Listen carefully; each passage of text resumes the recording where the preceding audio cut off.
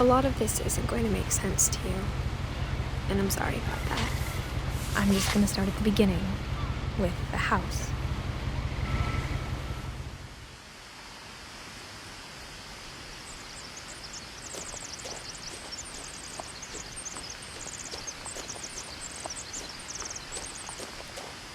I lived here until I was 11, but I wasn't allowed inside half the rooms.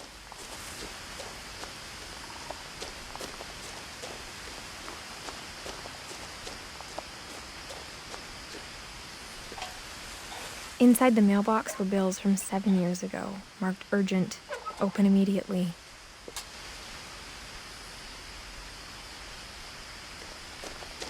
I hadn't been back since my brother Lewis's funeral.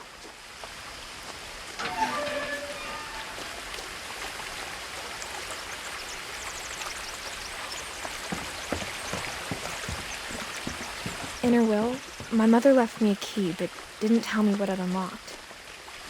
Maybe she thought I'd know, or she thought that the mystery would be enough to bring me back.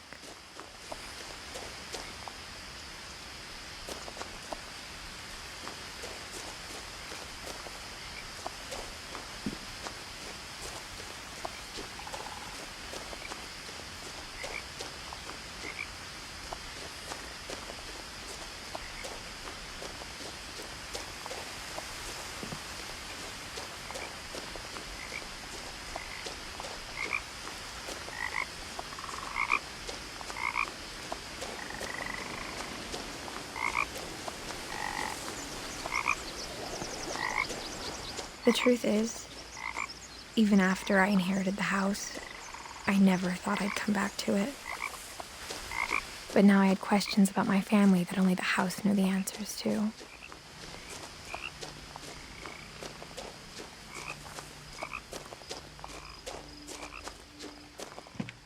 The woods around the house have always been uncomfortably silent, as if they're about to say something but never do.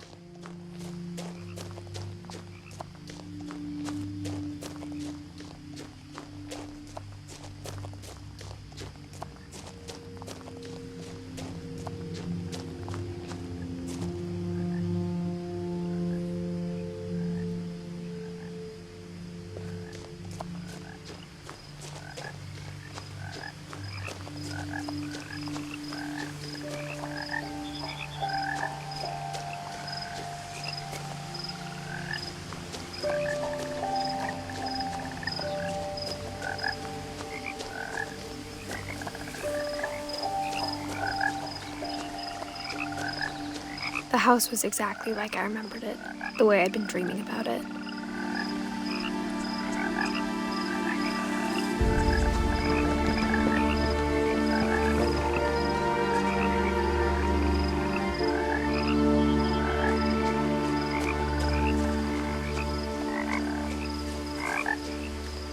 I asked Edie once about the dragon in the pond. She said it had killed her husband.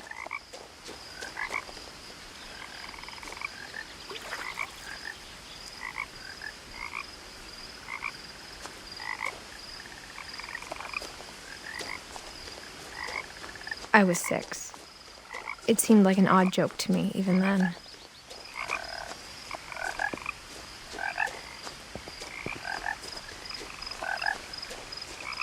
As a child, the house made me uncomfortable in a way I couldn't put into words. Now, as a 17-year-old, I knew exactly what those words were. I was afraid of the house.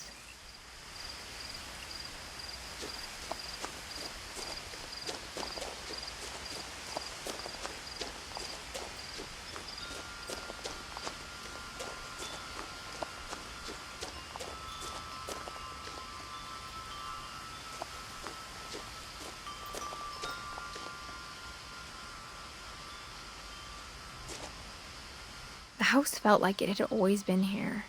Even the swing set was older than my mother.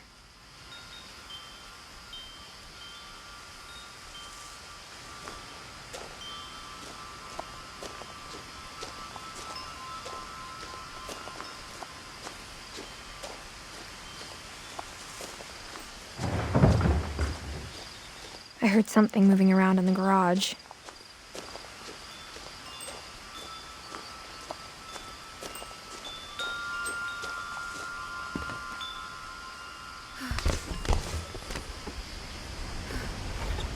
Crawling through the doggy door used to be a lot easier when I was 11.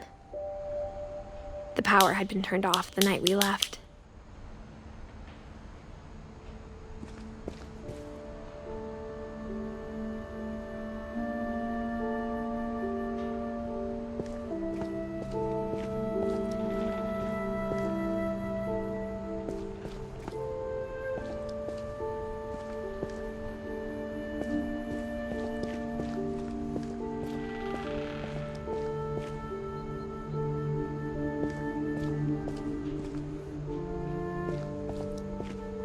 For the first time in years,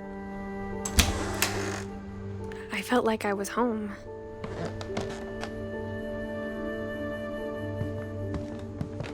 But instead of a family, there were just memories of one.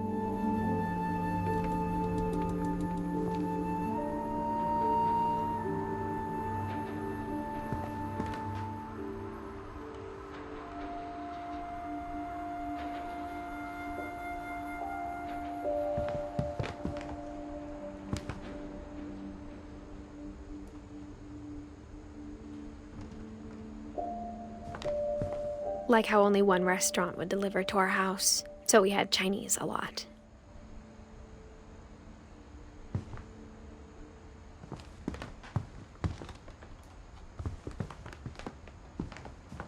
Or how after Louis started working at the cannery, we all got sick of eating salmon. Except our cat, Molly.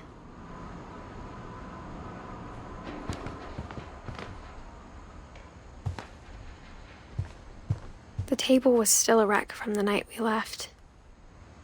It was like a bomb had gone off, killing everyone but sparing the furniture.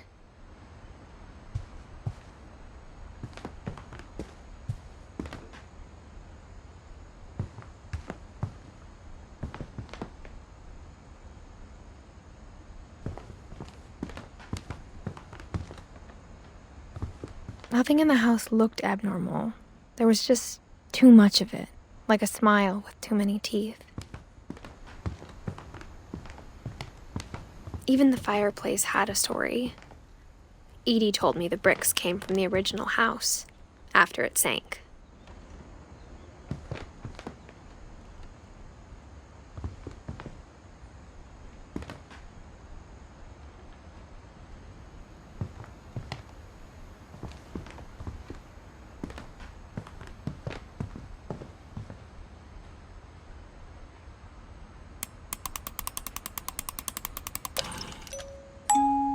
Great-Grandpa Sven built a music box for Barbara, along with the rest of the house.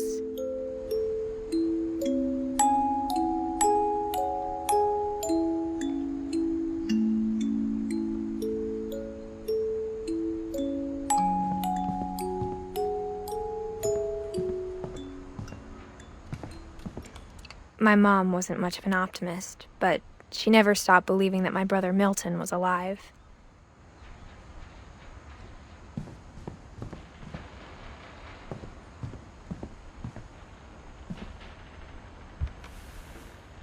Edie told me once that every Finch who ever lived is buried somewhere in the library.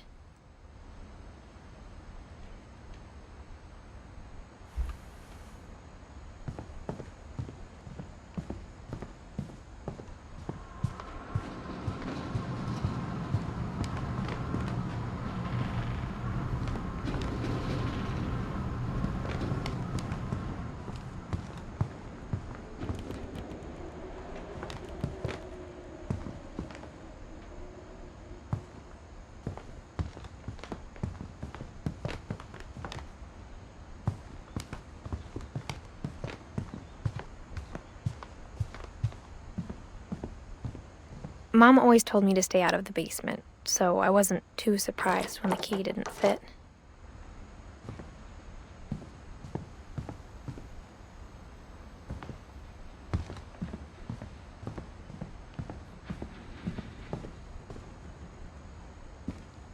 After Milton disappeared, Mom sealed up all the bedrooms. Then Edie retaliated and drilled peepholes.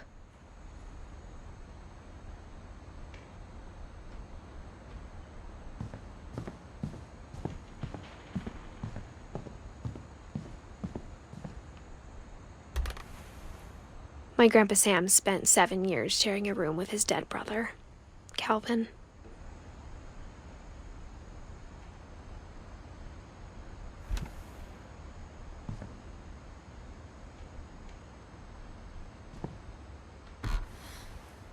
As a kid, I just assumed every house had peepholes and sealed rooms you weren't allowed inside of.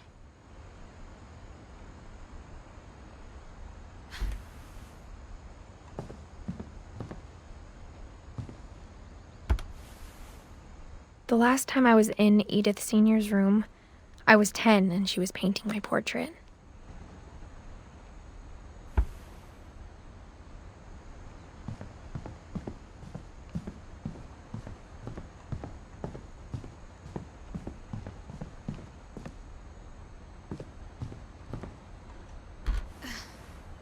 Barbara was a child star for 2 years, until America grew out of it.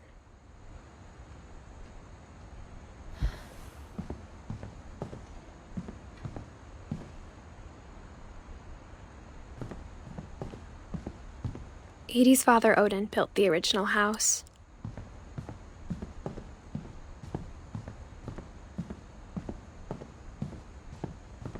Whenever people ask me about my family, the first thing they always want to know about is Barbara.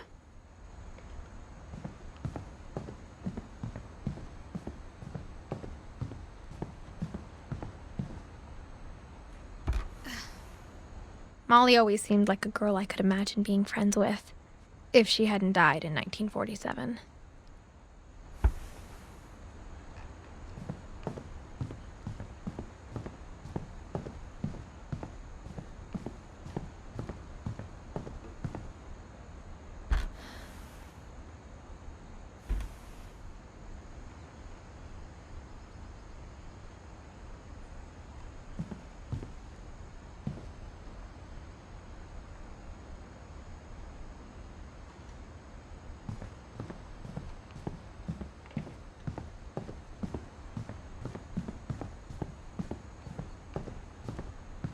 I spent a lot of time playing in Great Uncle Walter's room. I think my mom sometimes regretted not sealing it up. Lewis told me there were secret passages, but I never believed him.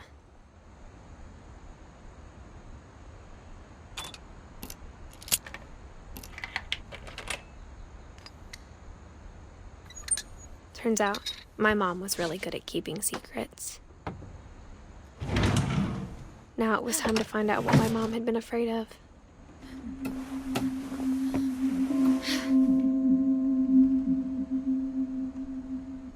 From the paintings on the wall, it was clear my brother Milton had been here before me. Reading this, maybe it sounds like I had a plan. But I had no idea what was behind that door.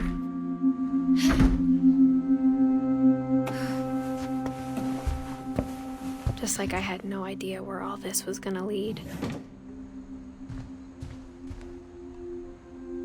I grew up looking at Molly's room through the peephole. Molly's gerbil had a tiny bedroom with its own even tinier gerbil cage.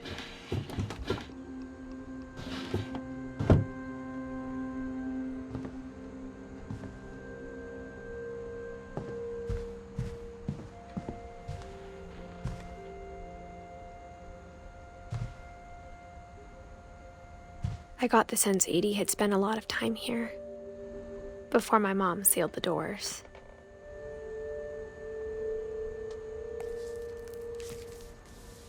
December 13th, 1947. Dear Diary, I'll be gone soon, but I wanted to tell somebody about what's gonna happen. It started when Mom sent me to bed without dinner. I woke up and I was starving, so I looked around for something to eat.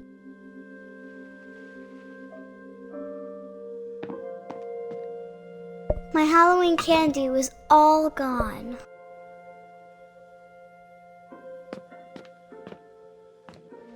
The gerbil food was dry, but I didn't mind it.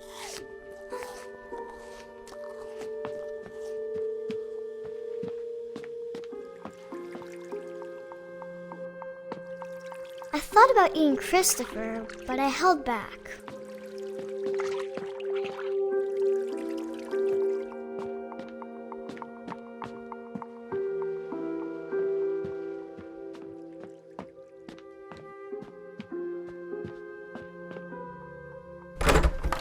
Mom, can I come out now? Sweetheart, it's late. Go to sleep.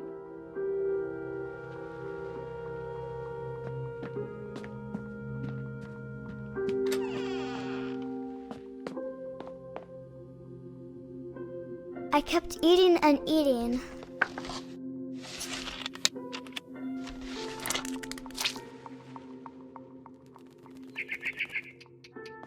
I ate a lot of things that night.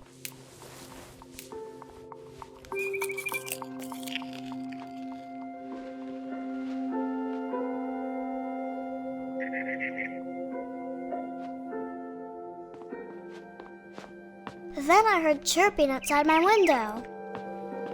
It was a barn swallow going back to her nest. I reached out for her.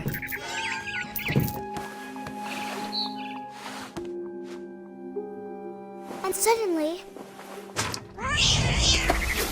I was a cat.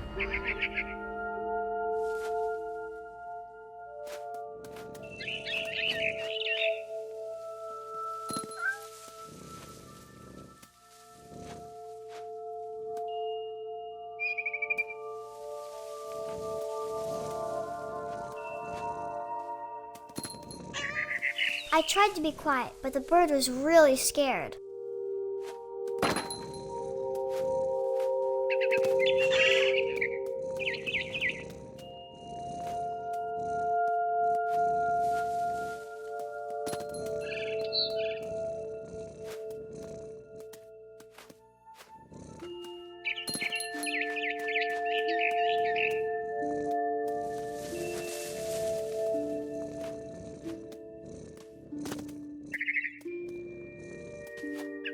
Mom and Dad didn't even look at me.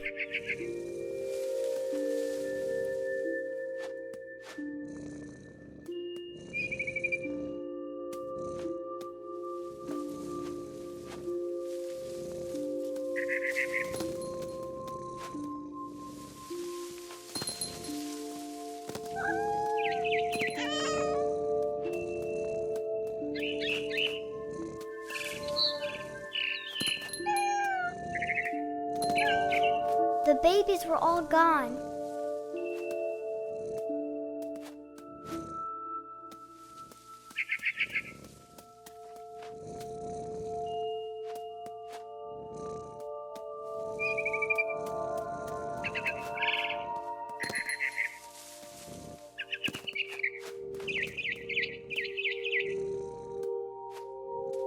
I jumped and I almost got her.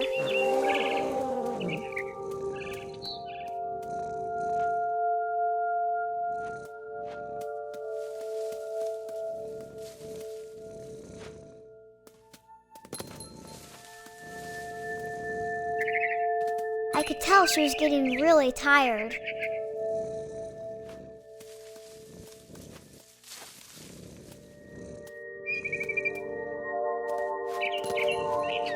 Now I was up in the big tree.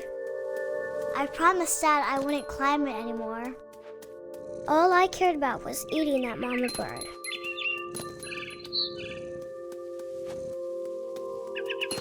I gobbled her up.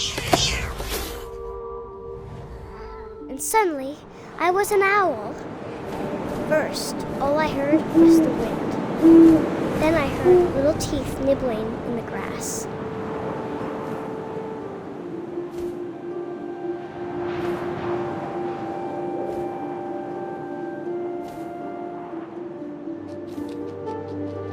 Rabbits.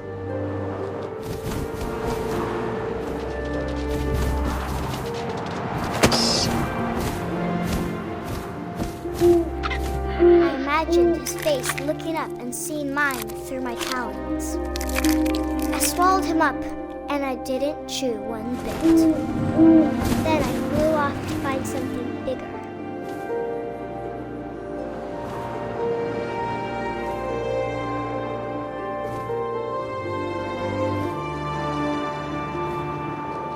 A mama rabbit.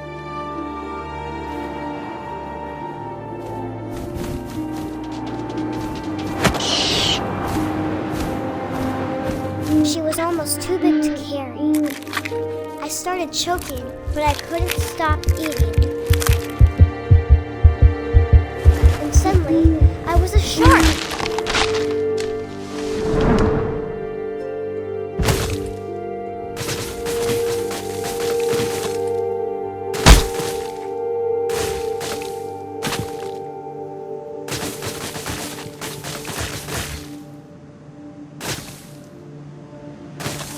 I rolled off a cliff and into the ocean. Now, I was hungrier than ever.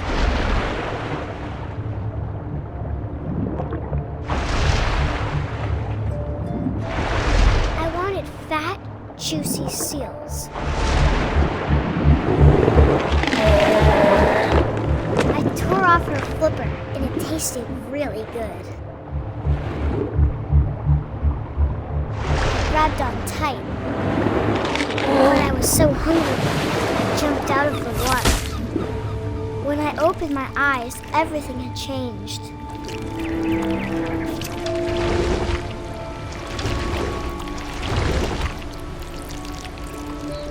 Now I was a monster, and I smelled people everywhere.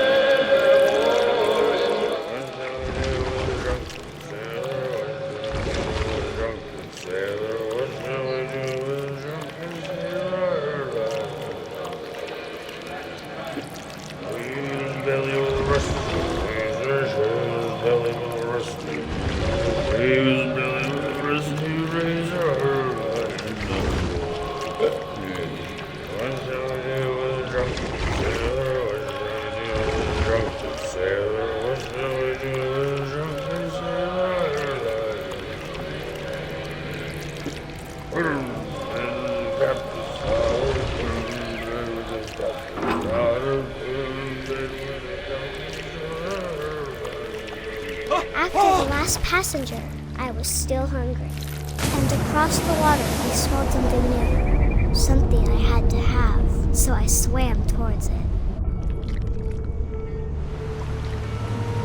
I slithered onto the sand, and the good smell went into an old pipe.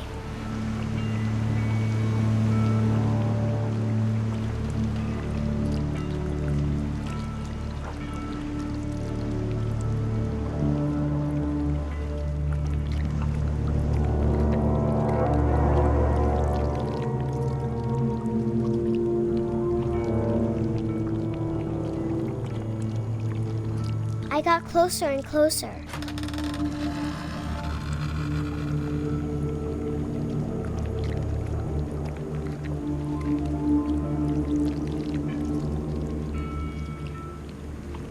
All of my stomach started growling. And suddenly, I was me again. I held my breath for a long time, but I couldn't hear anything. I think it's waiting for me to fall asleep. But it's not going to wait much longer. It needs to feed, and we both know I will be delicious.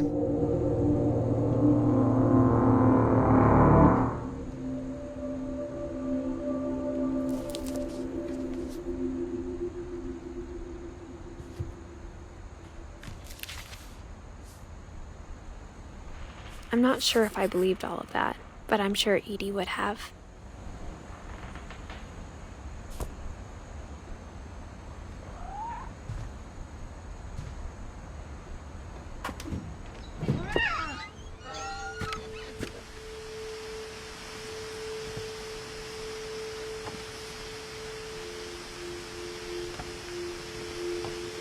This will be obvious later, but my mom never told me any of these stories. Edie would have, but Mom didn't like bringing up the past. Though, when we adopted a stray kitten, she was the one who named it Molly. I spent a lot of time in Great-Grandma Edie's room.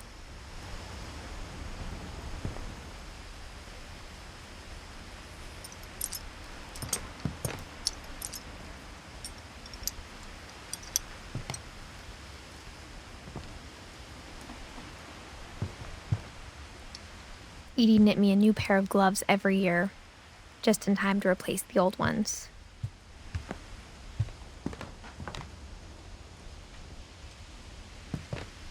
One summer, they evacuated the island, but Edie refused to go.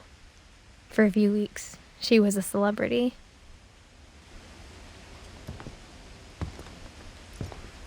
Edie gave a big interview about a mole man living under the Finch house. My mom was furious. When Edie told people Sven was killed by a dragon, she could also have said he was building a dragon-shaped slide that collapsed. I hadn't thought of myself as Edith Jr. for a long, long time.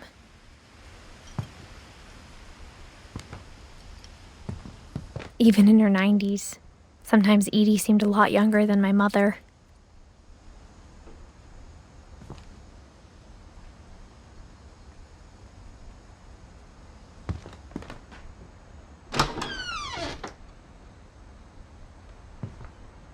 The only trace Grandpa Sam's first wife, Kay, left on the house was the pink bathroom.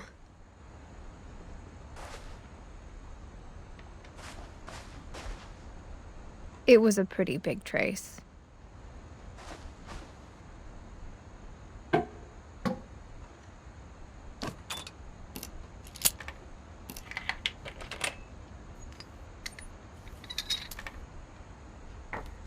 There's a secret in this bathroom. It's in the last place you would look. It isn't in the cupboard. It's hidden in this book.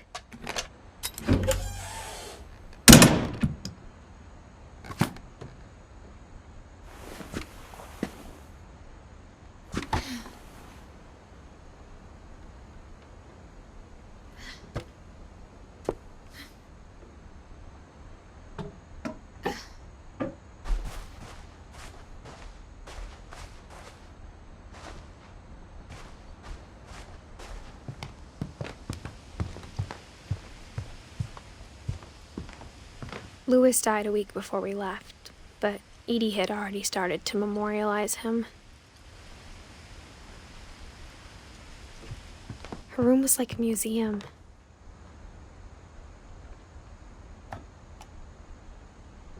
For 500 years, the Finches have been famous throughout Norway for their fortune and misfortune. Odin Finch buries the latest victims of the family curse, his wife Ingeborg and their newborn son, Johan. On January 7th, 1937, he set sail with his family and his house, hoping to leave the curse behind. But 40-foot waves off the coast of Washington send the house and Odin to the bottom of the sea.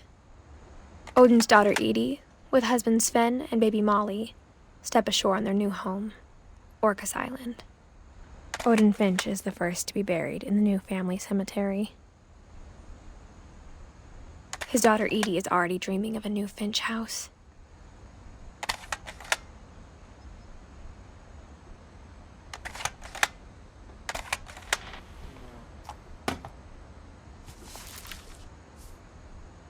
Whatever's wrong with this family, it goes back a long ways.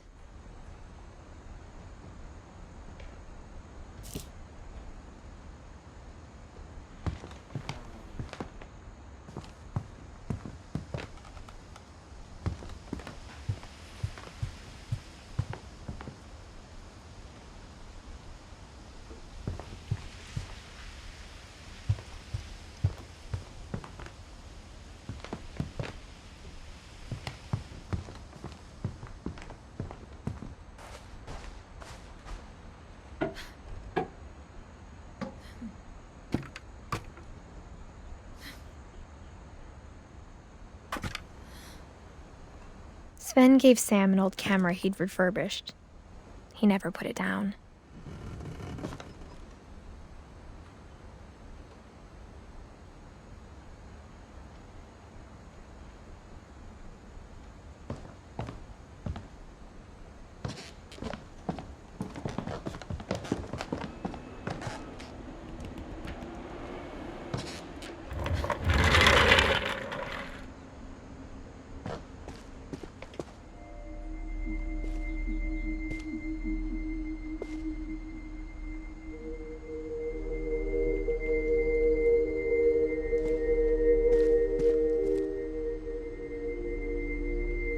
I knew Grandpa Sam had a twin, and that he never talked about him.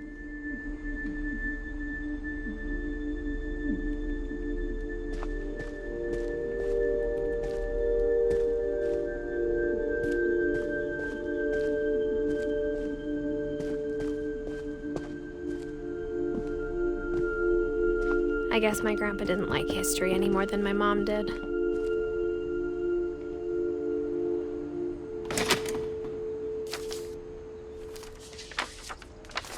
How I Want to Remember My Brother by Sam Finch.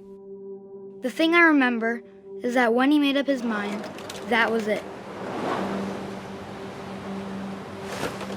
My brother said he'd die before he ate another mushroom, and he did.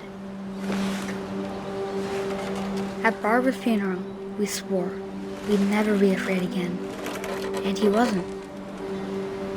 I think Calvin always wanted to fly.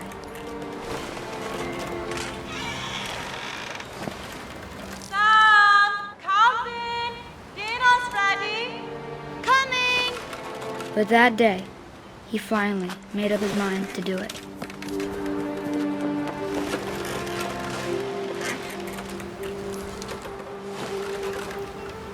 I told him going around was impossible. Maybe if I hadn't said that,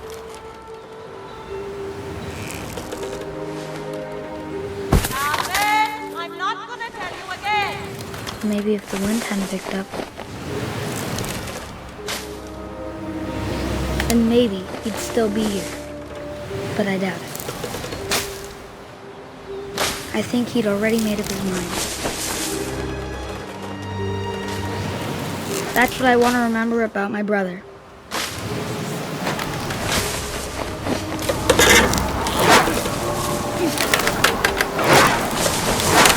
The day he made up his mind to fly. And he did.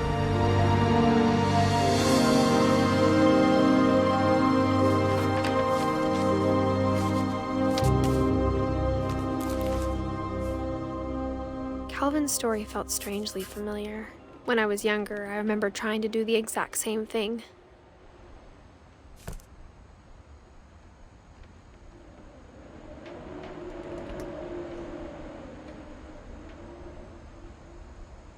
After the funeral, Edie roped off Calvin's half of the room. Mom said Grandpa Sam enlisted at 18 and never set foot in the room again.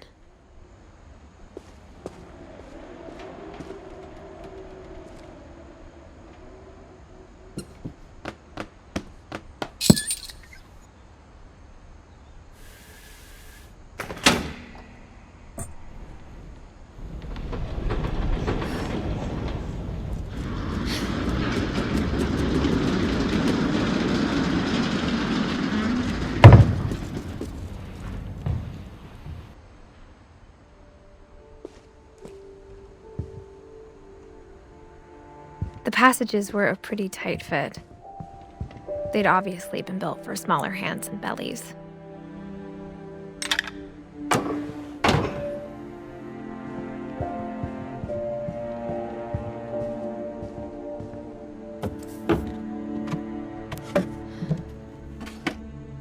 Growing up, I always thought of Barbara as a child star.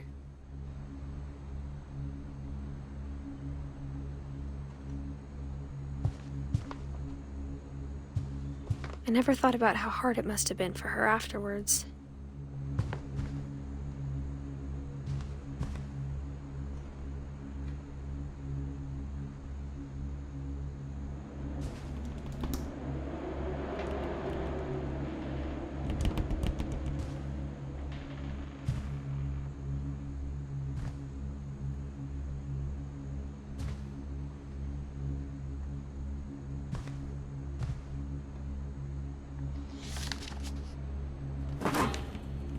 Of all the stories people wrote about Barbara's death, I'm surprised Edie saved this one.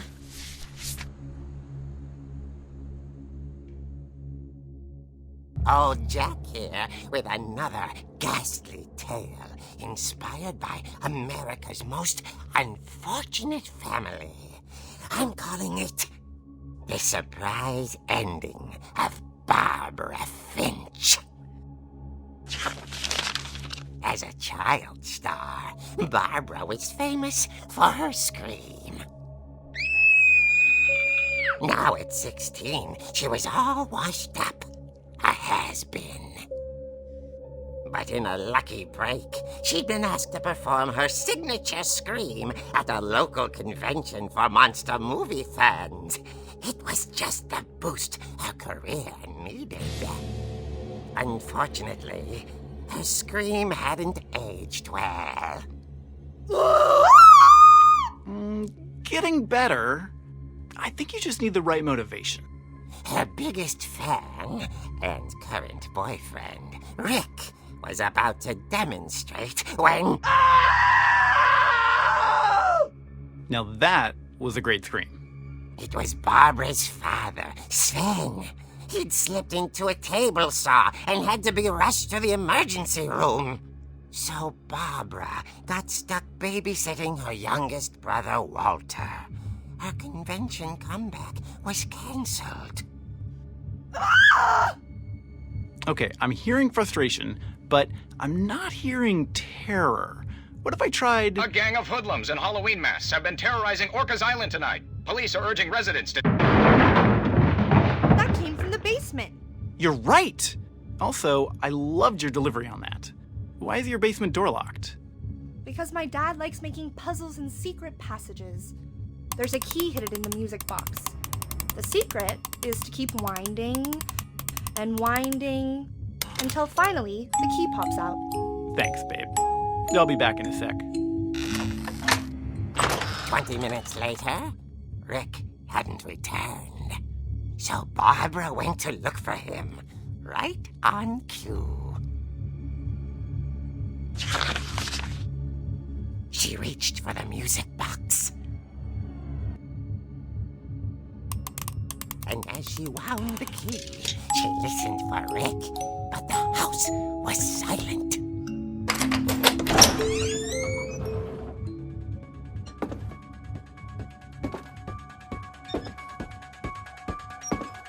She found Rick's crutch and imagined the worst.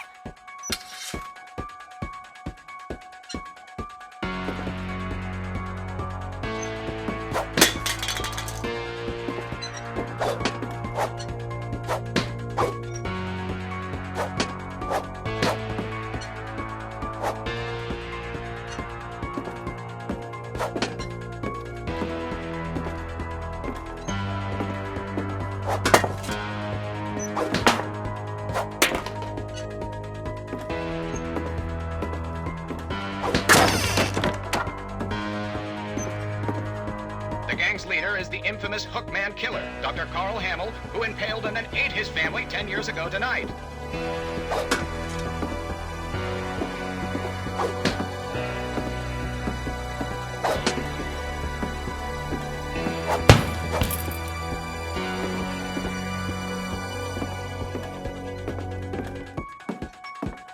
The old fridge rattled and grew still. Oh dear! Oh! Rick? Barb, relax. I was just trying to scare you to help you find your scream. Well, I'm not scared, Rick. I'm furious. Then act furious. All I'm getting from you now is that you're hurt and confused and She threw him out, but she kept a little something to remember him by. Barb, have you seen my other crutch?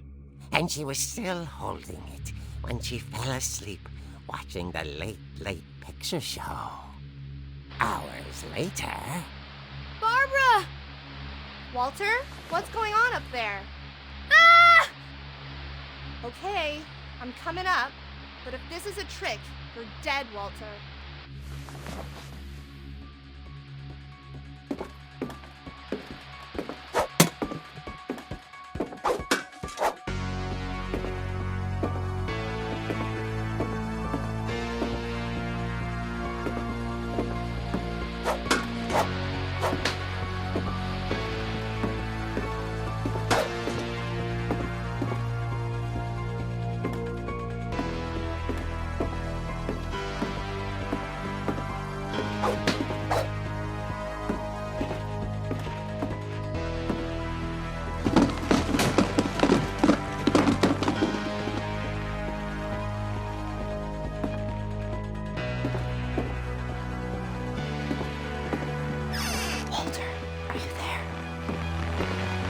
Walter had vanished, but his bedside radio was still on.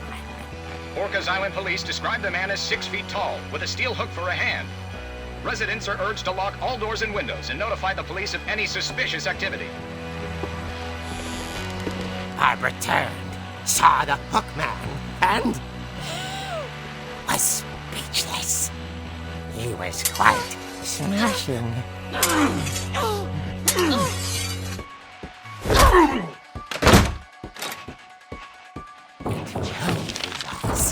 He couldn't get enough of Barbara.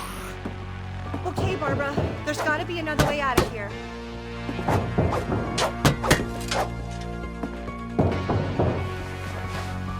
That night, she played her part beautifully.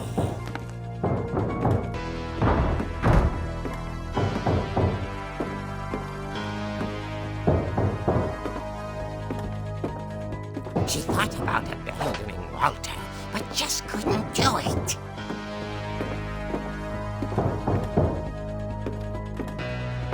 Molly's door hadn't been opened in years. The hinges groaned.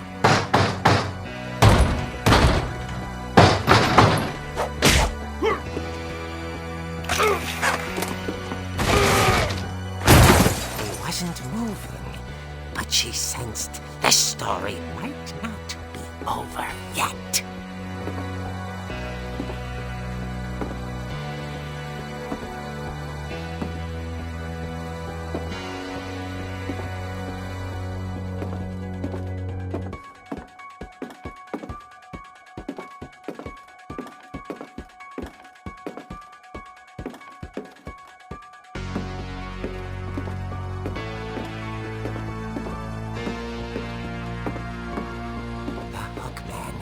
Vanished. She listened for his breathing, but all she heard was...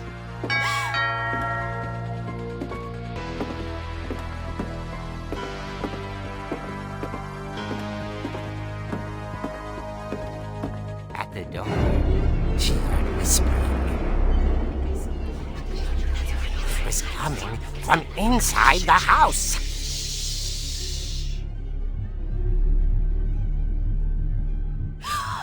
Oh dear. The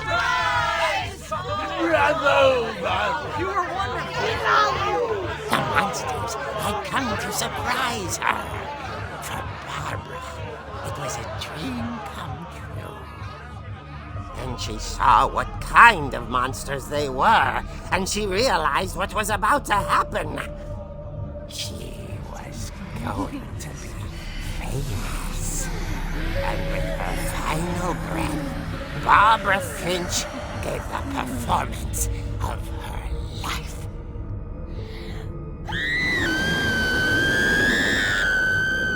I wasn't there myself, but I hear Barbara was magnificent.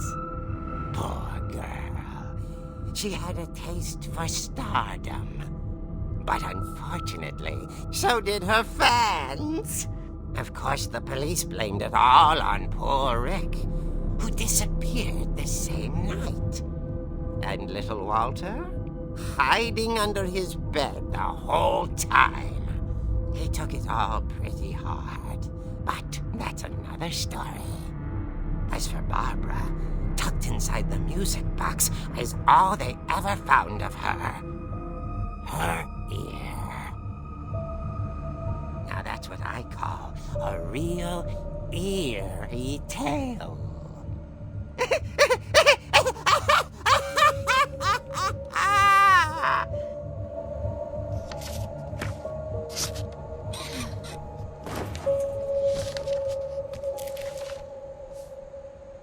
Edie told me all Barbara wanted was to be remembered, as absurd as that comic was. Maybe what Edie saw was a happy ending.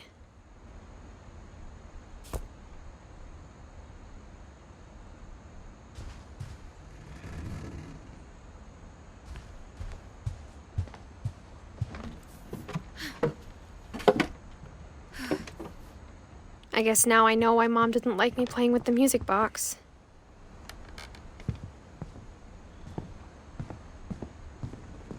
Mom must have locked the third floor stairs on the night we left.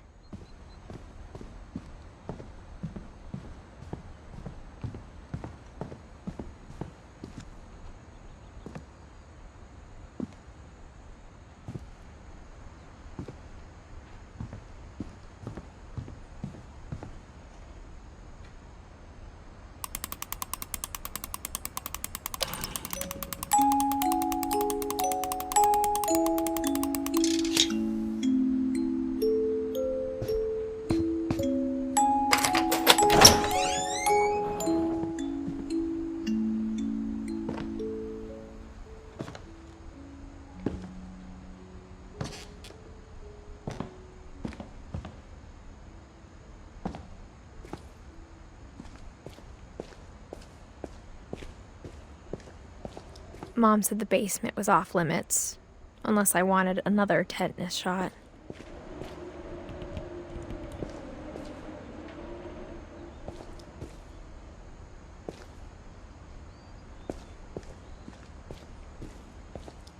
I saw Edie sneak down to the basement once, carrying packages.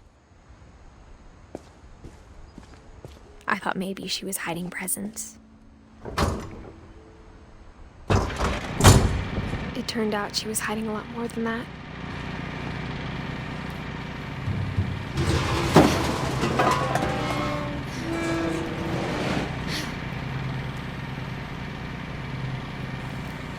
I remember asking Mom once about where Walter had gone. She said after Barbara died, he got as far away as he could. If there's a pattern in all these stories, I think it's that none of us has gotten very far.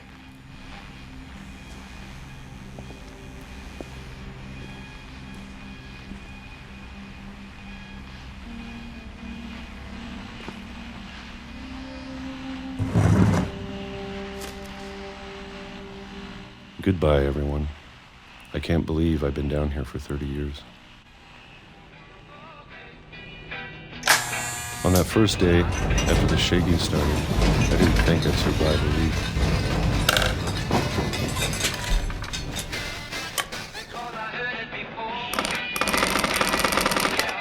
But after a few days, I settled into a routine. That's what kept me sane. Having a schedule, living for today. I always expected to be dead tomorrow. But if you wait long enough, you get used to anything.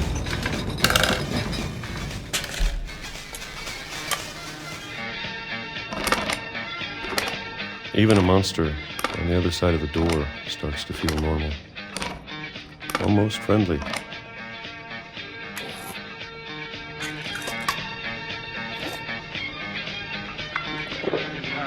And then one day, everything just stopped. Whatever that thing was, it was gone. Maybe it got tired of waiting. Or maybe I just got tired of being afraid.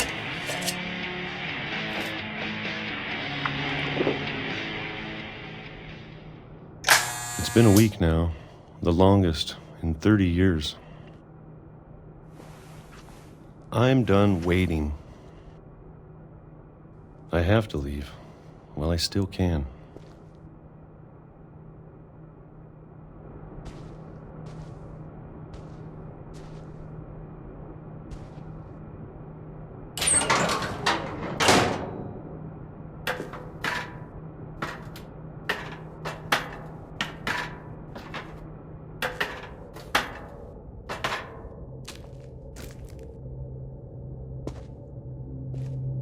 I know it's out there, somewhere. Whatever killed Barbara and Molly and Calvin.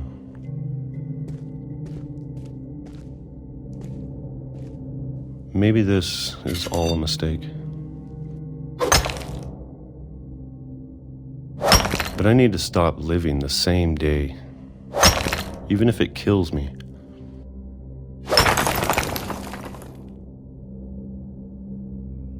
Whatever's out there, I want you to know I'm ready for it. I'm going to appreciate all of it, especially the food. I don't mind if I only have a year left, or a month, or a single week. I'd be happy with one new day. I can already imagine the sun on my face.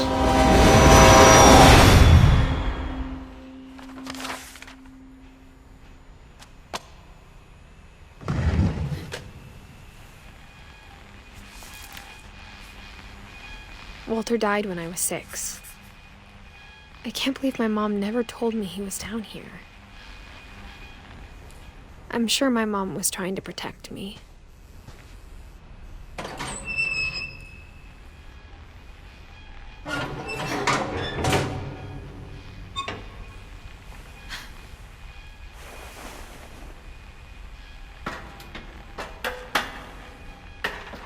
Maybe she was afraid I'd end up like Walter.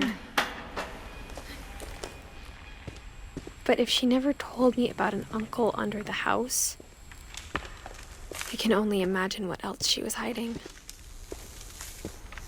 I don't want to make the same mistakes she made.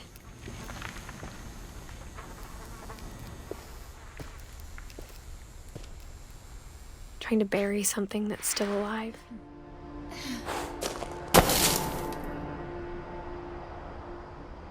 Now that there's only one of us left, or maybe 2, I thought it was time I heard the stories for myself and found out what happened to everyone else. But now I'm worried the stories themselves might be the problem. Maybe we believed so much in a family curse, we made it real.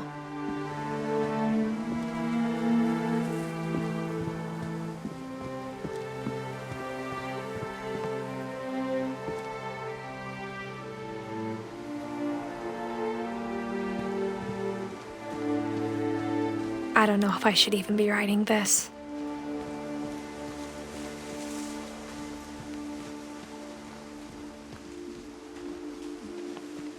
Maybe it'd be better if all this just died with me.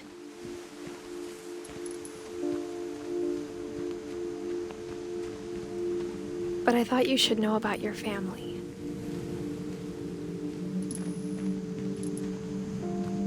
And the history you're a part of.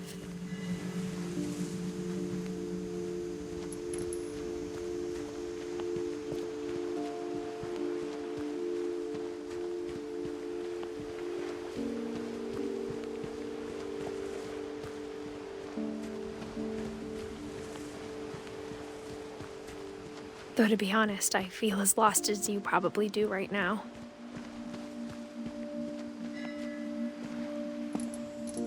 I think the people in these stories believed them, for what that's worth.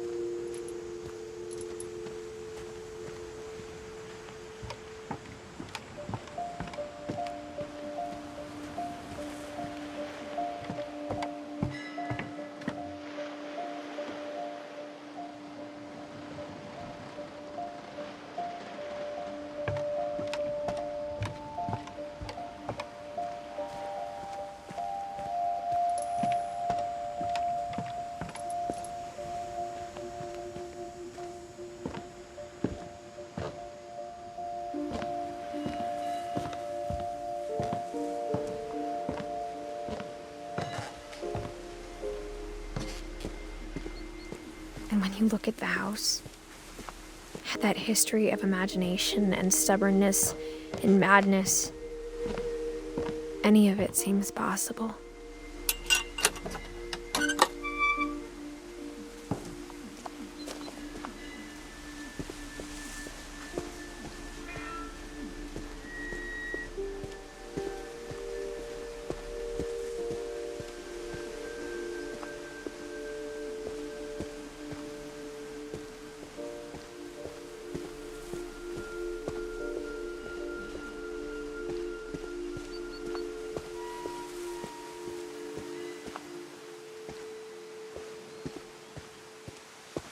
I think we've been surrounded by death for so long, we've just gotten used to it. What kind of family finishes building a cemetery before starting the house?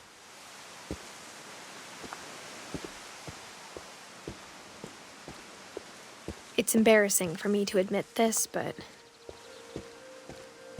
the pet cemetery made me more uncomfortable than the human one. 3 of the gerbils were mine, and 2 had been my fault.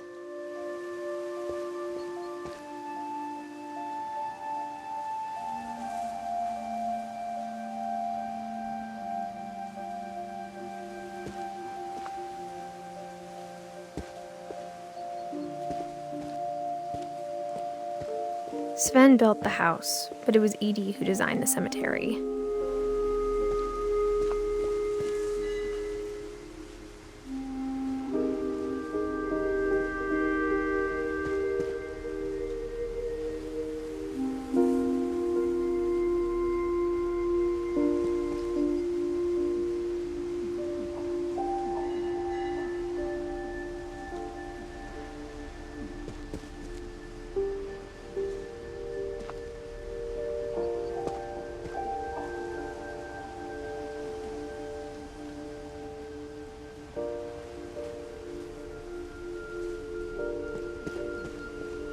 I'm sure Odin's monument had been Edie's idea. My mom was always trying to move on, but for Edie, the past never went away.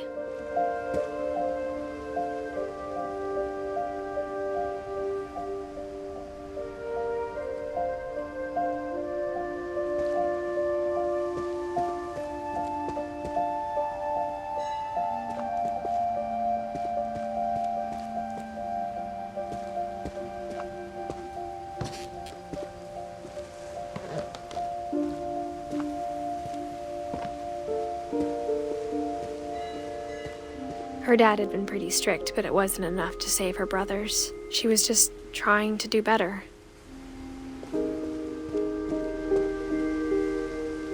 She lost 2 of her brothers, just like I did. I get why she tried so hard to protect us.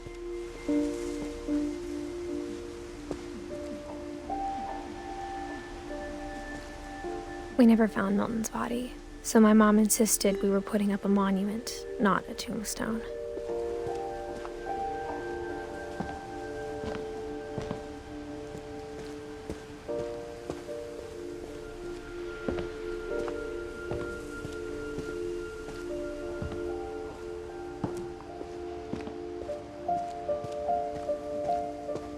She could see it poking out of the water at low tide.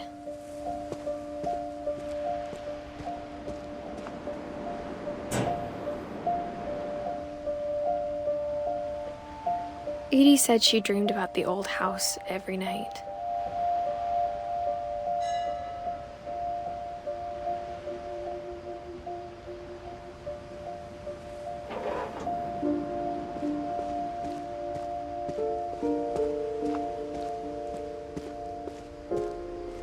Edie's side was always easier for me to understand. But the older I get, the more I can see where my mom was coming from.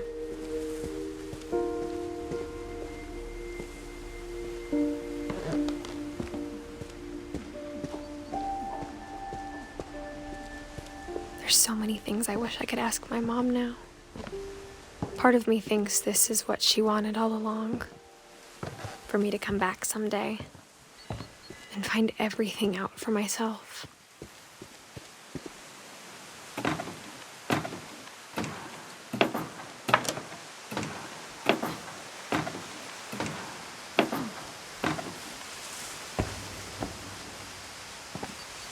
But looking back on it now, if she told me there was going to be so much climbing, I never would have come when I was 22 weeks pregnant.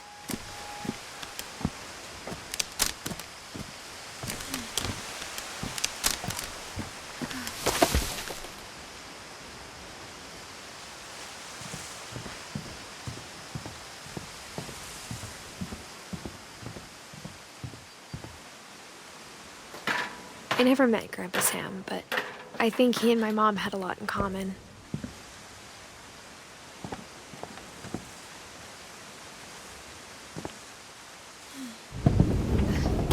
They were both pretty intense.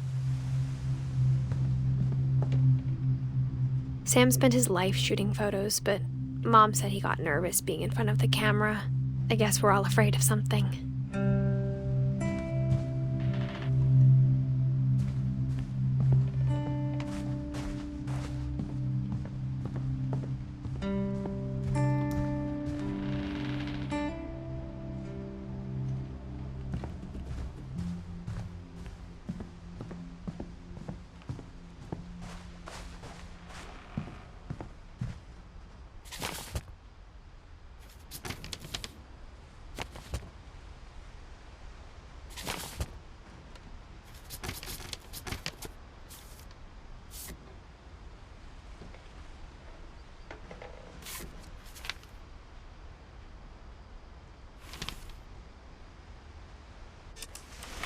Dawn, I promise, you'll never forget this weekend.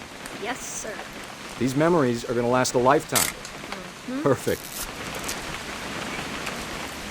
It's gonna rain the whole weekend, isn't it? I will never forget this weekend, Dad. That's the spirit. Okay, got it. I'm gonna take some pictures, okay? Just be careful. That camera's older than you are.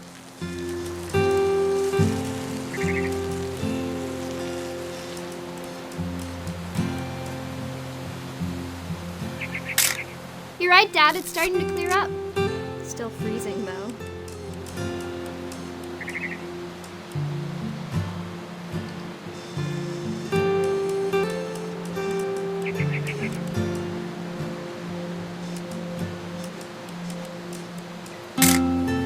Aw.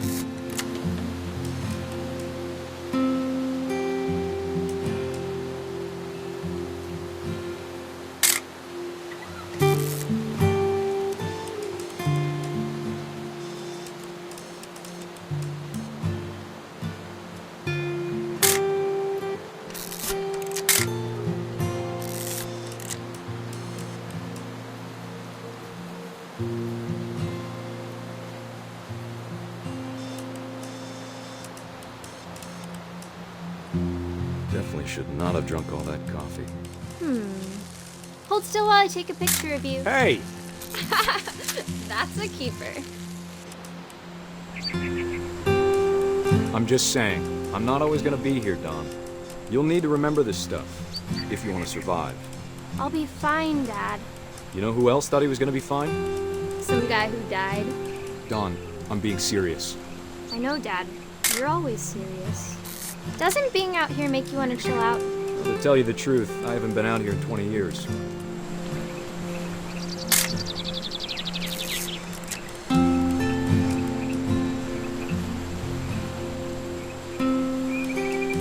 Dad!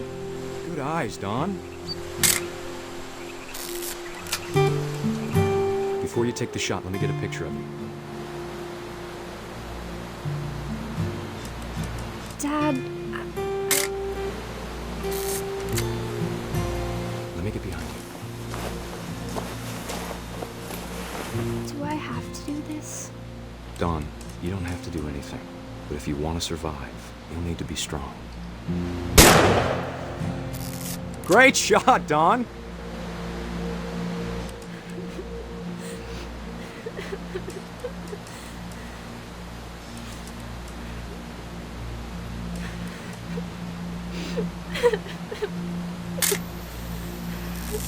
I'm proud of you, Dawn. Always remember that, okay?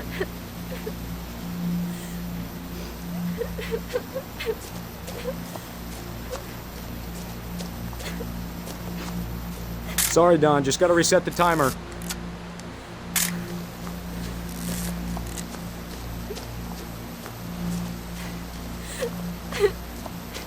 Dad, it's twitching. I think That's it's totally normal, Don. Just focus on the camera. Try not to think about— Dad!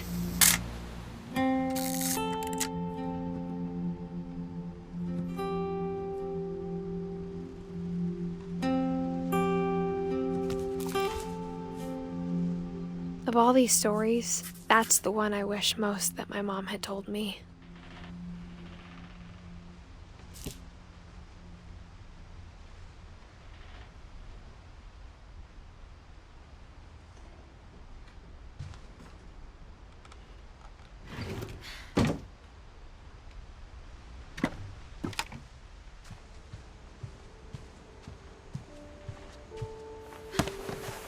After Sam died, my mom and Edie got really close. They'd both lost a lot.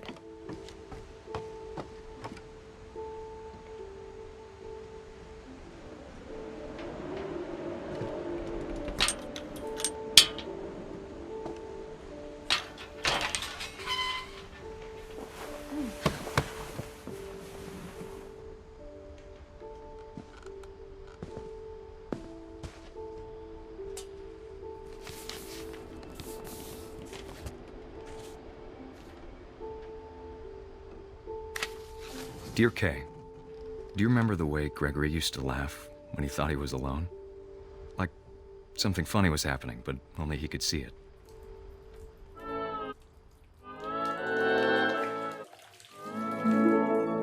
I think he saw things the rest of us don't.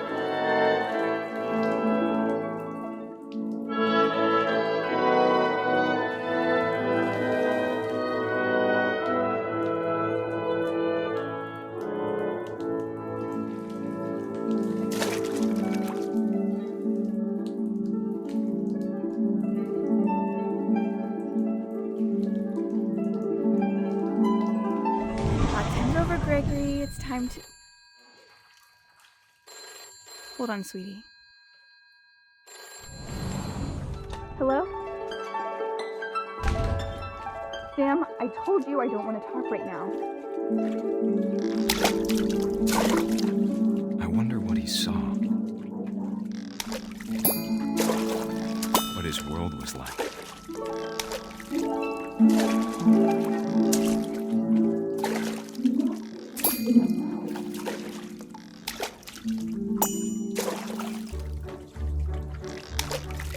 He reminded me so much of Calvin. Lost in his imagination.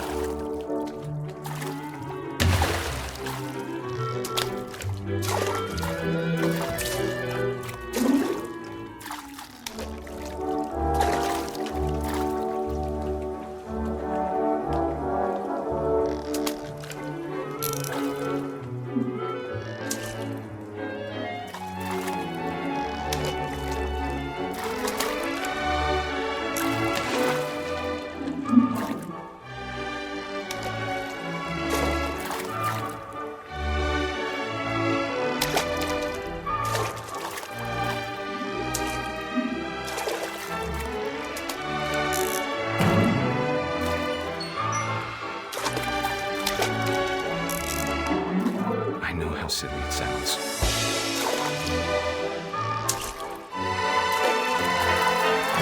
But I'm worried about a baby being too happy. But I can feel him slipping away. Sorry about that, Gregory. I know you did everything you could. Maybe if I hadn't called that night. Damn it. Hold on, I don't want Gregory to hear this.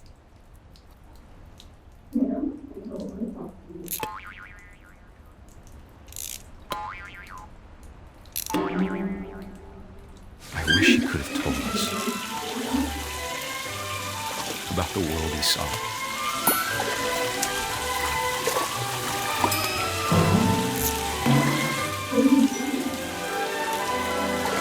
There's so much I don't understand about Gregory. everything.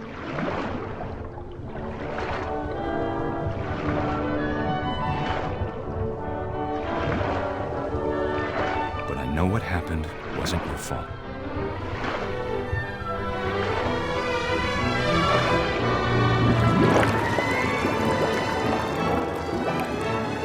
I'm sure he's happy.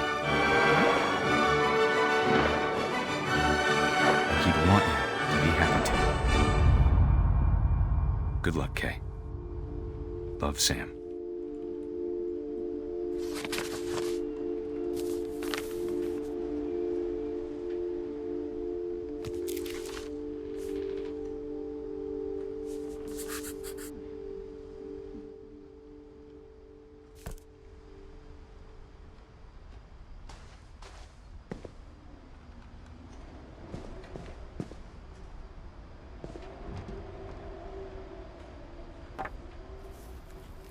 A poem for Gus, who always said the wedding was a bad idea.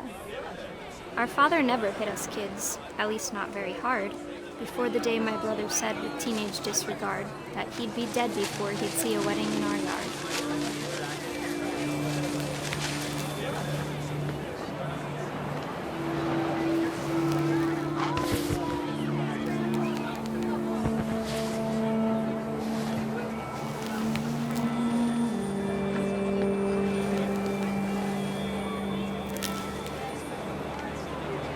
My father made him come, of course, but Gus stood far apart, just flew his kite and bottled up the storm inside his heart.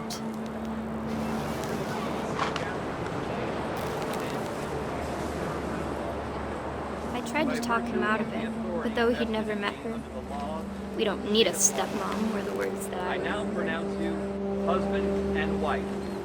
You may kiss the bride.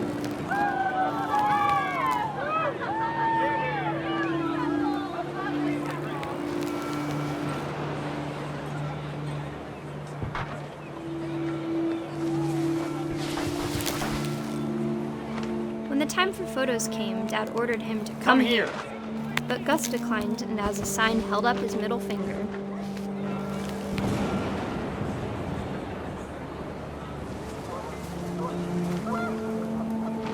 The wind picked up and panicked geese appeared and quickly went.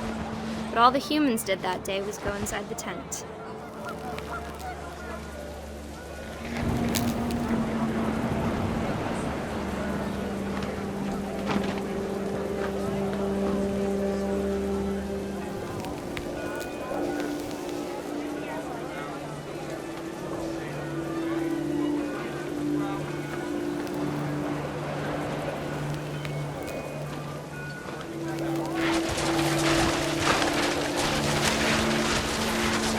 The rain came down in buckets then, but no one seemed afraid that nature might destroy the tent our dad had crudely made.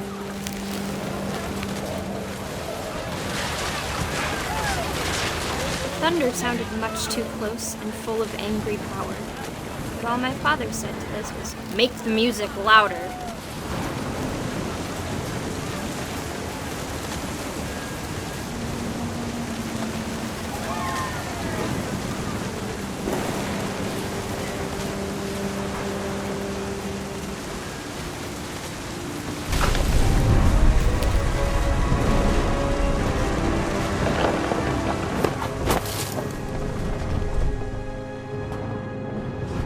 I wish that I could truly say I thought about you on that day. Out there on the beach alone, just you, the wind, the sea, and foam. But I didn't, until we found you. I can't imagine my mom ever writing poetry, and yet...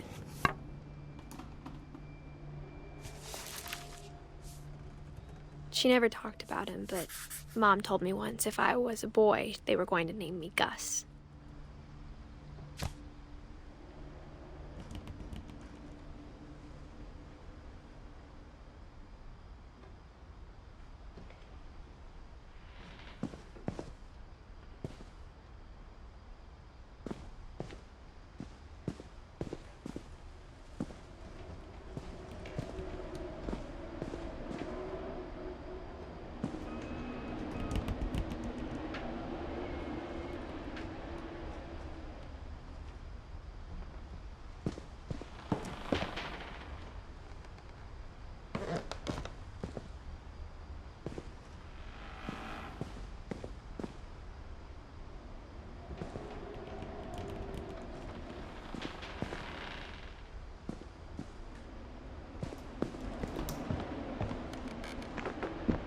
My mom moved up to the loft after her brothers died.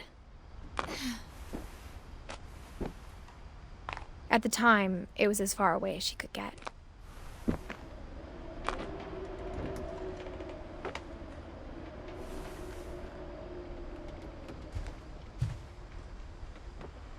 Religion was another thing my mom never talked about, but I think it helped her a lot after her dad died.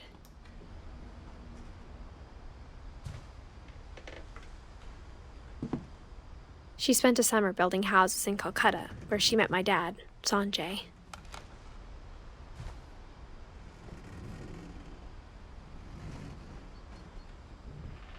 My mom moved to India a week after graduation and got a job teaching English. Louis was born a year later.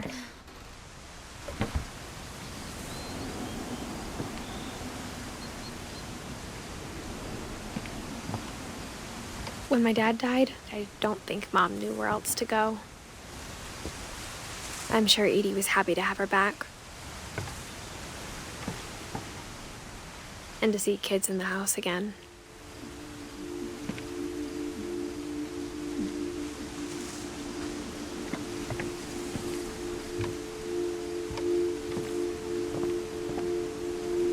The house had to get a little bigger, but Edie was used to that.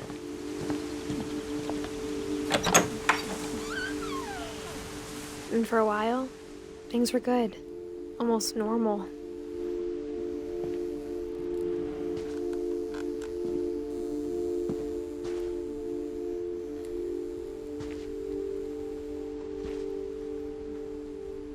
But it didn't last.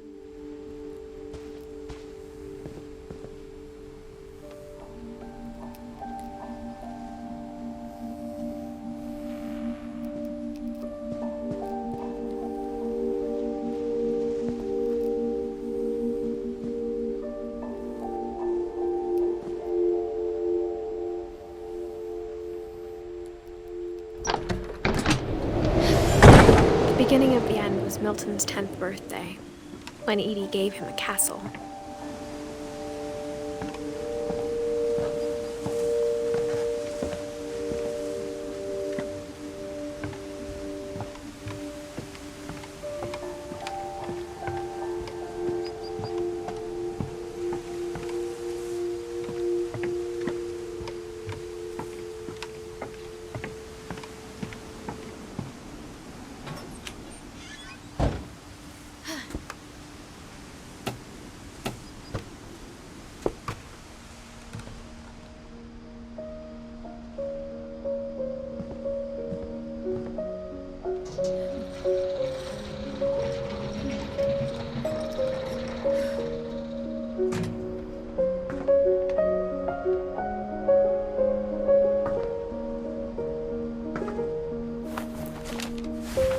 Milton Finch in The Magic Paintbrush.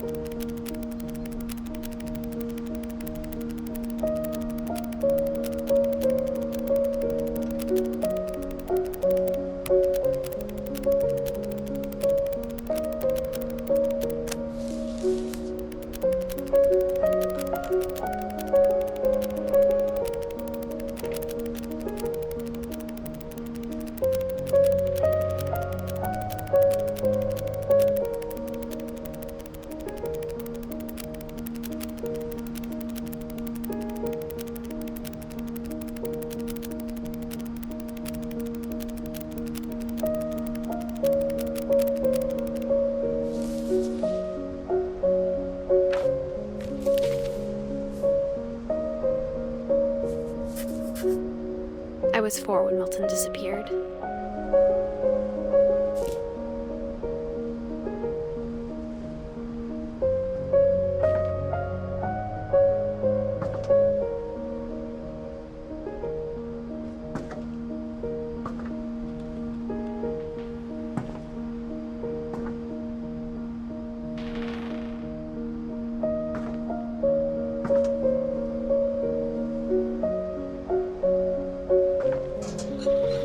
Mom spent months searching for my brother. Then she sealed the doors.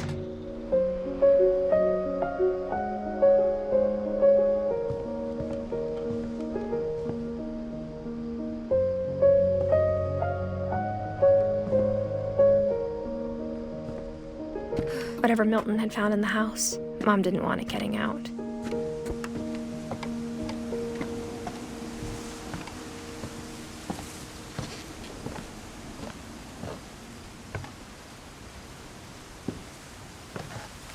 Mom definitely blamed Edie, but I think Louis blamed himself. After he graduated, he just spent more and more time in his room, until Mom got him a job at the cannery.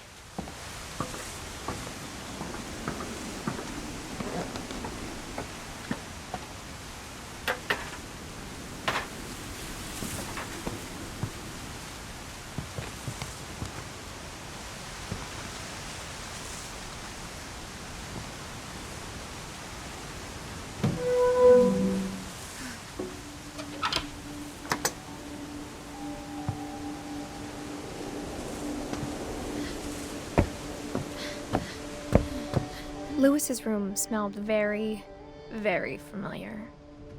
That part of him lived on.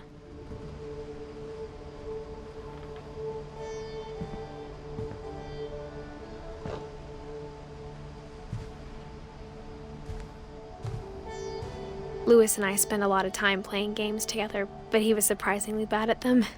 He died a lot.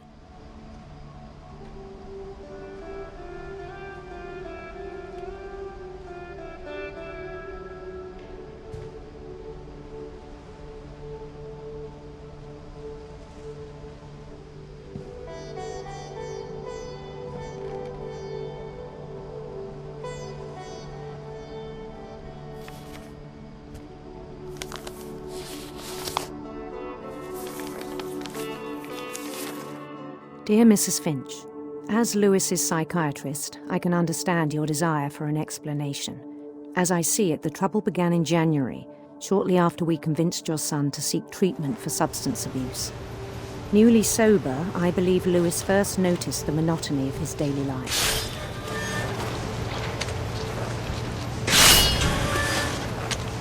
He kept working at the cannery, but he withdrew part of himself. In our sessions, I saw the same behavior.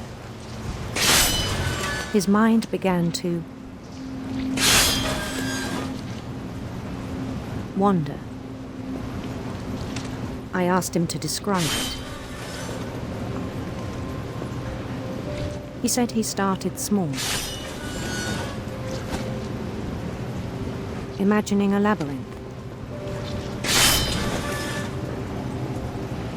He'd feel his way about. Then something moved. Bats.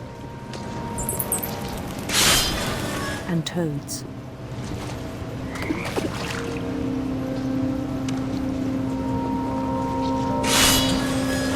And things that have not names.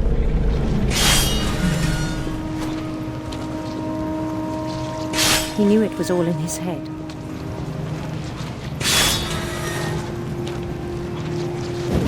He took it very seriously. I had hoped he'd find himself.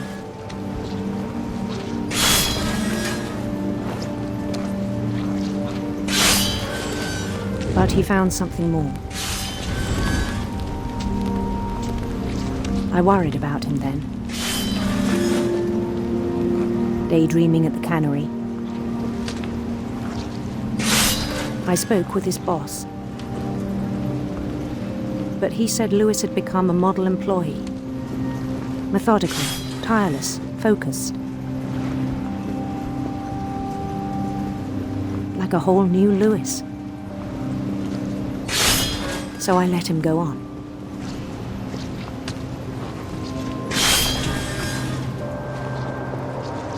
I even encouraged him. It seemed very promising at first. He told me he'd made a new friend.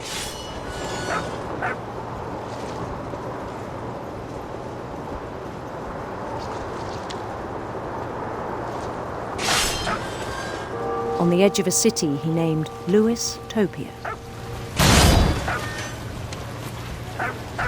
He built the city up slowly, brick by brick. Then he made musicians.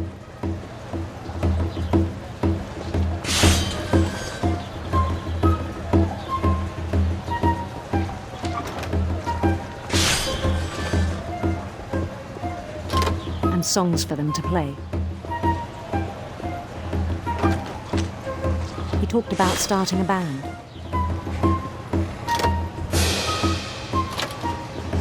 And he was always humming something. Every day his imagination grew stronger.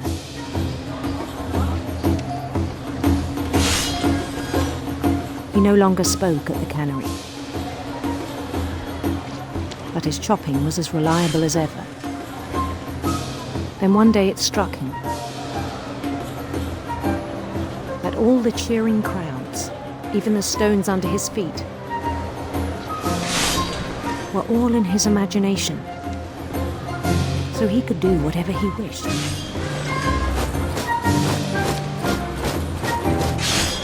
He held an election for mayor,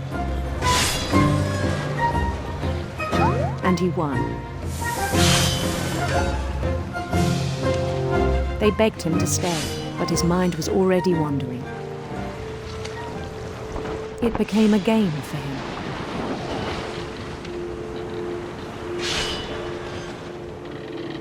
He'd conquer a city, then immediately push on. New Louisville.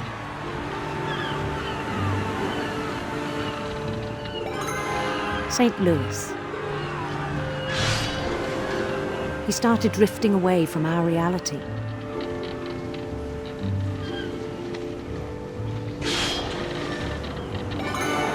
Minneapolis, until one day he forgot to go home from the cannery. Even as his mother pleaded with him, part of Louis kept sailing on.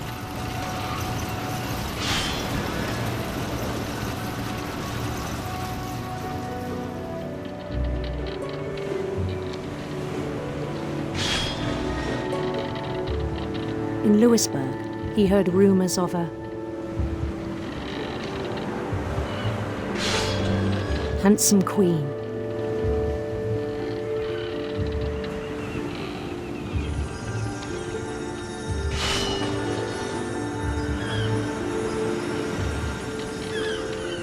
The queen was on her own quest for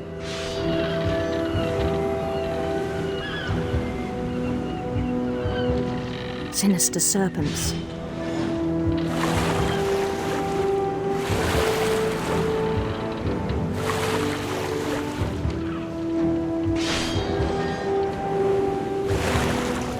He followed the sound of her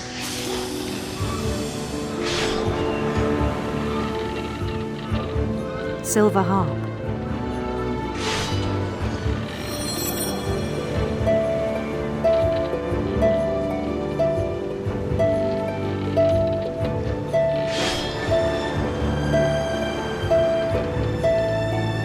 His chase led him to a golden palace east of the sun and west of the moon. Even then, his logic remained sound.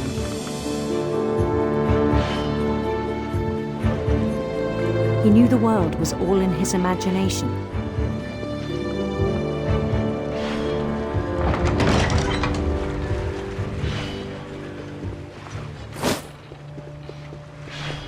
But he was so proud of having created it. In his own eyes, he'd become something greater than a king.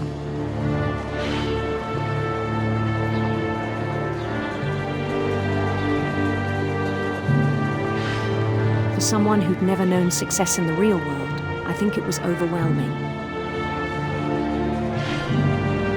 And then it struck him that the real Louis was not the one chopping salmon, but the one climbing the steps of a golden palace.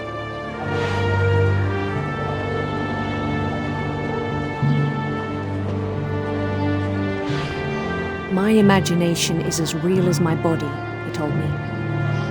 It was hard to argue with him.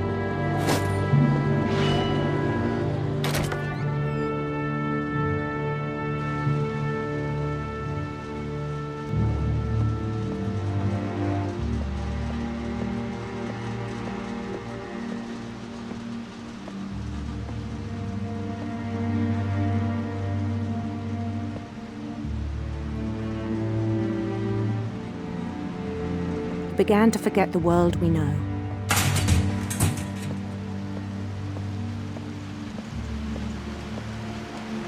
I think it pained him to remember Lewis, the cannery worker.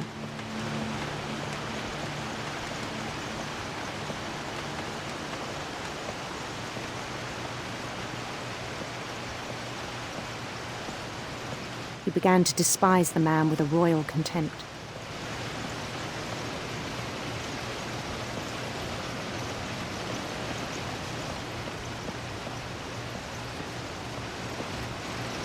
I still thought I could save him.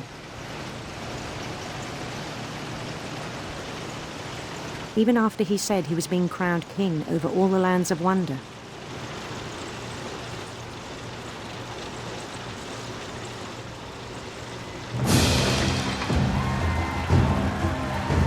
The palace would be packed with his companions.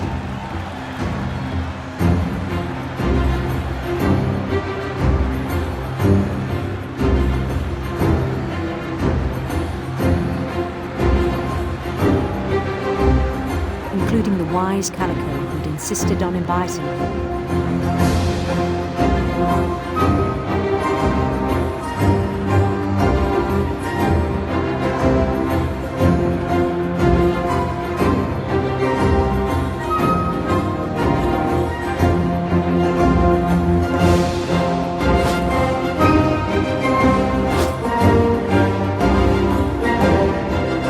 His queen waited, holding his crown.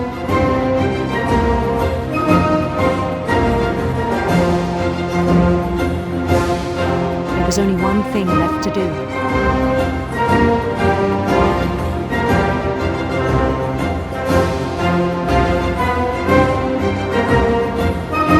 Bend down his head.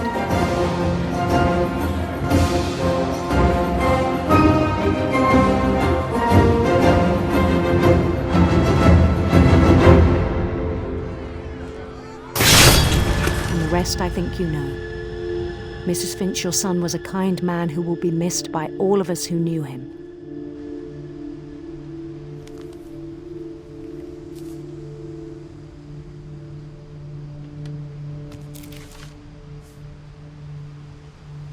My brother was really cool.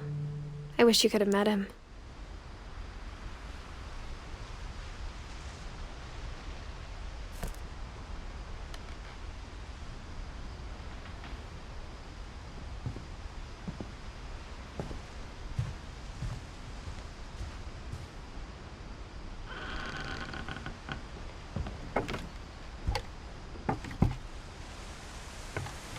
On the way back from Lewis's funeral, my mom told me to start packing.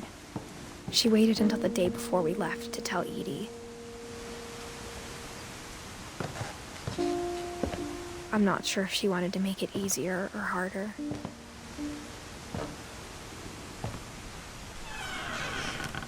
I wish we'd stayed. But I understand why we left.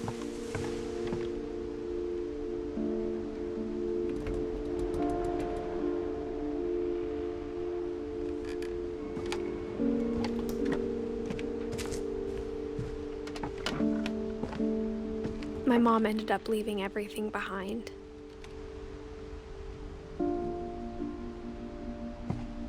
What happened that night had been coming for a long time. Maybe it should have come sooner.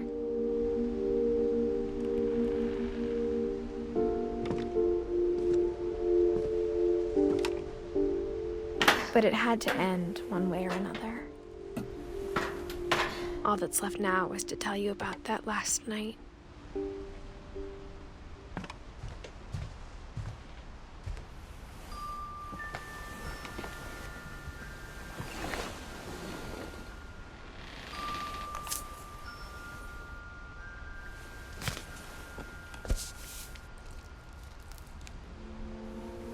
That whole last day, Edie just watched us pack and didn't say a word.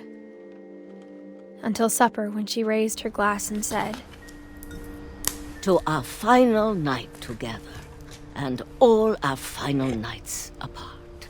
Grandma, you know what I said about alcohol. Some of your medications are very Edith, specific. I left a present for you in the hallway. Why don't you go open it? The grown-ups have to argue now. I'm sorry, you're right. We're all leaving tomorrow. Let's just enjoy our last... I'm not leaving. Edith, you're excused.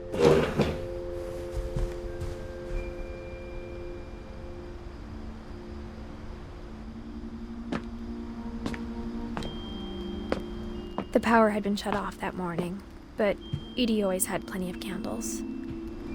When my mom sealed the library, I don't think she knew about the other entrance. Or that Edie had a key to it.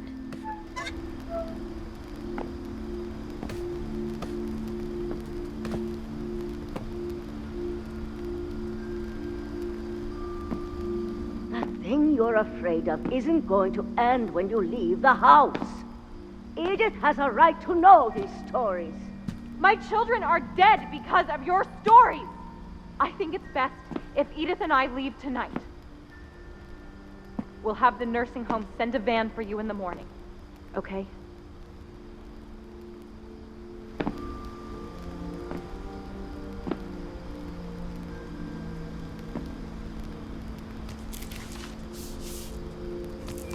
Dear Edith, there's so many stories I wish I could tell you, but there's only time for one. This is about what happened on the night you were born. That night, the tide went way, way out. It was the first and last time I ever saw the old house aground. There'd been an earthquake out in the middle of the ocean. They called it the lowest tide in 1,000 years.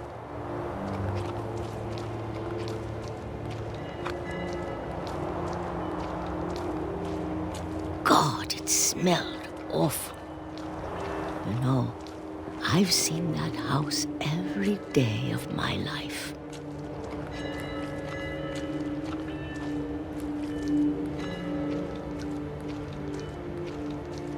But I never thought I'd go back to it. When the fog rolled in, I lost my way.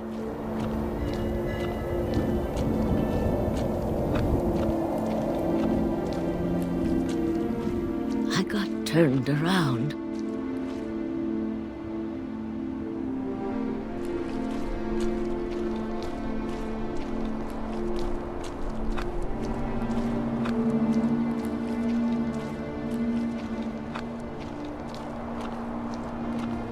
I started seeing things.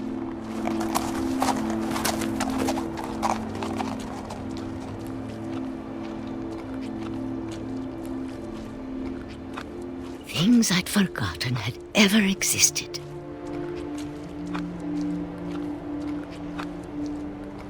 But when I saw them, they felt like old friends. That night, a lot of things came back to me. Or maybe I came back to them.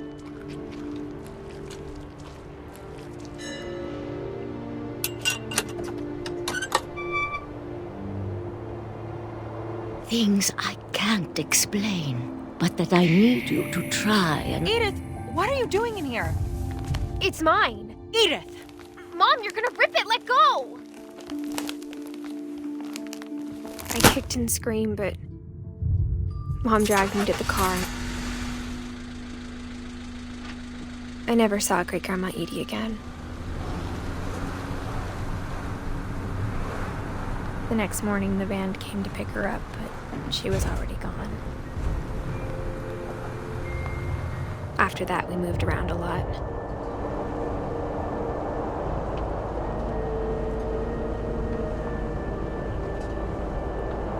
We both tried to make the best of it.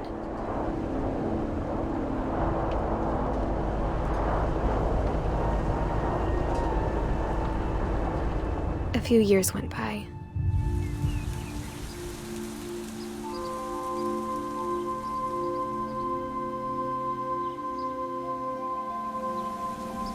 My mom didn't like to talk about it,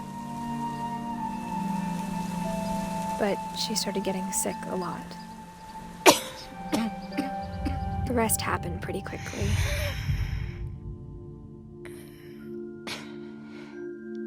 She got better for a while, and then she didn't. And then I was alone.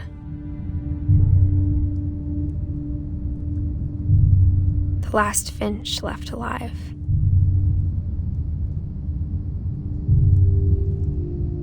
Until I found out about you. I'm still not sure what to tell you about all this. If we lived forever, maybe we'd have time to understand things. But as it is, I think the best we can do is try to open our eyes.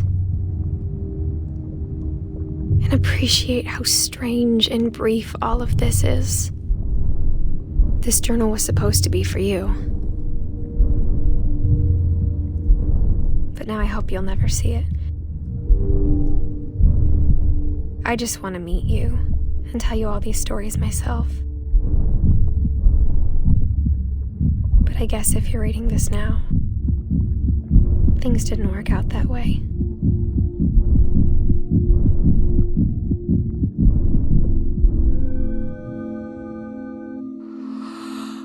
This is where your story begins. I'm sorry I won't be there to see it. It's a lot to ask, but I don't want you to be sad that I'm gone. I want you to be amazed that any of us ever had a chance to be here at all. Good luck.